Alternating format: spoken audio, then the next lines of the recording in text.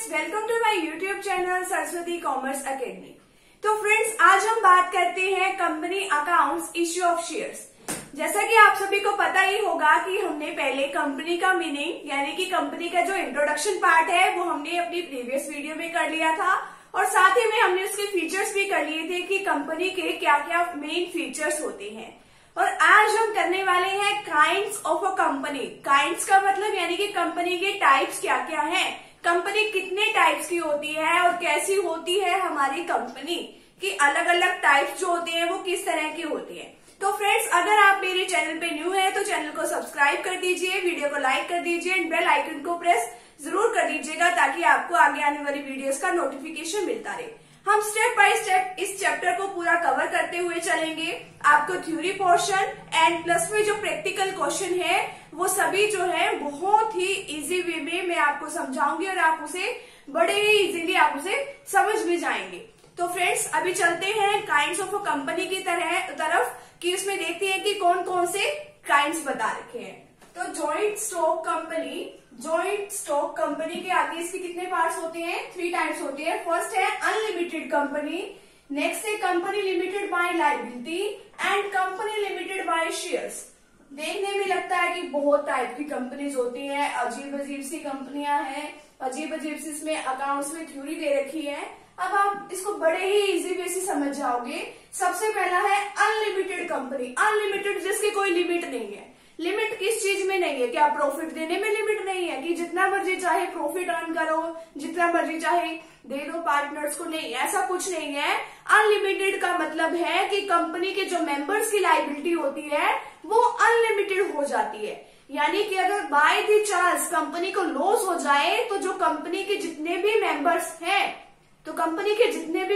उनकी liability unlimited होने की वजह से अगर बाय द चांस कंपनी जो है क्रेडिटर्स कौन, जिसकी कंपनी को आगे फर्दर पेमेंट करनी है, कंपनी ने किसी से पैसा ले रखा है, उधार ले रखा है, कोई सामान ले रखा है, अभी तक उसकी पेमेंट नहीं की, वो देनी है और कंपनी को हमने डिसॉल्व कर दिया, खत्म कर दिया, एसेट्स भी बेच दी, फिर भी कंपनी के पास उतनी सफिशिएंट बनी नहीं है, इनसफिशिएंट पड़ रही है, तो कंपनी क्या करेगी? अपने मेंबर से पैसा मंगवाना स्टार्ट कर देगी उनकी पर्सनल एसेट्स से। तो इन कंपनियों में रिस्क इतना ज्यादा होता है कि बाय द चांस अगर हमारी कंपनी को लॉस हो जाए तो पार्टनर्स की क्या मंगवा ली जाती है? पर्सनल एसेट से भी पैसा मंगवाना स्टार्ट कर दिया जाता है और इन कंपनी में रिस्क बहुत ही ज्यादा होता है। रिस्क बहुत ही ज्यादा होने की वजह से ये इंडिया में तो कंपनी जो है पाई भी नहीं जाती, यानी कि इंडिया में तो ये होती भी नहीं है मोस्टली। नेक्स्ट है company limited by liability. Company limited by guarantee होगा यहाँ पर, company limited by liability guarantee की गारंटी में क्या होता है?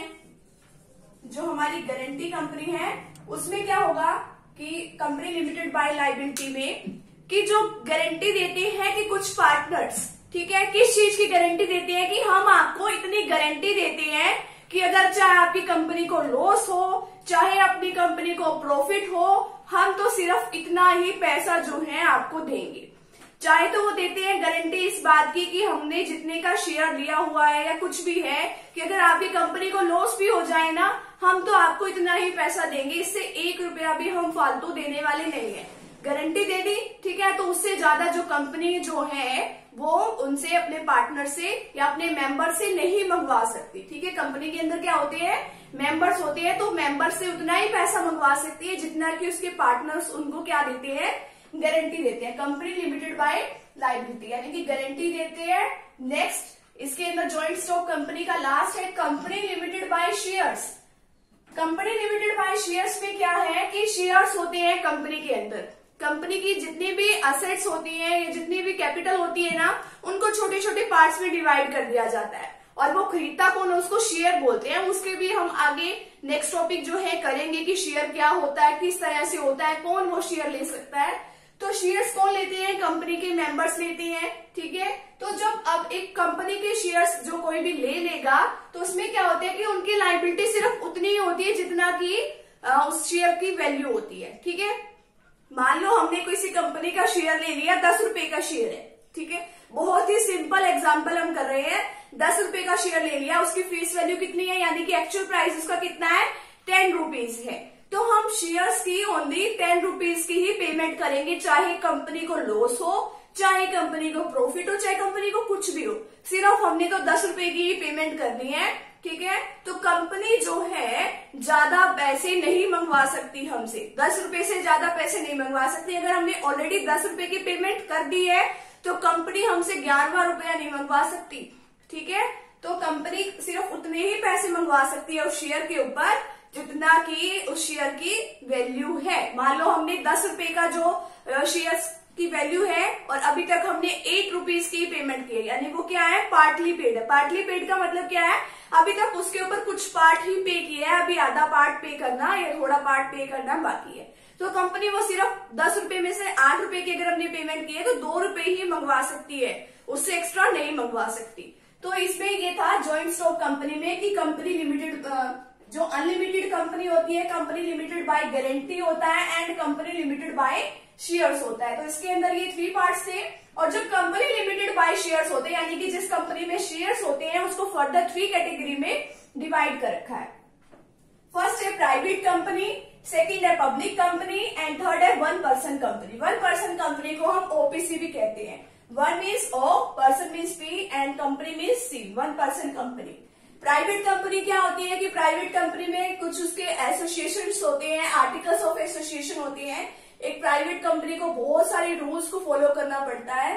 ठीक है, उसके अपने साथ में प्राइवेट वर्ड का भी यूज करना पड़ता है और काफी सारे रिस्ट्रिक्शंस इसके ऊपर लगे होते हैं। ठीक है, अभी हम इसको एक फर्दर एक नेक्स्ट पार्ट में करने वाले हैं, जिसके अंदर हम इसकी फुल एक्सप्लेनेशन पढ़ेंगे कि what is private company, what is public company and what is 1 person company. आप उस वीडियो को भी जरूर देखिएगा, आपको उसके सारे पॉइंट्स अच्छे से समझ आएंगे। एंड नेक्स्ट है पब्लिक कंपनी, जो एक प्राइवेट कंपनी नहीं है, वो क्या होती है, पब्लिक कंपनी होती है।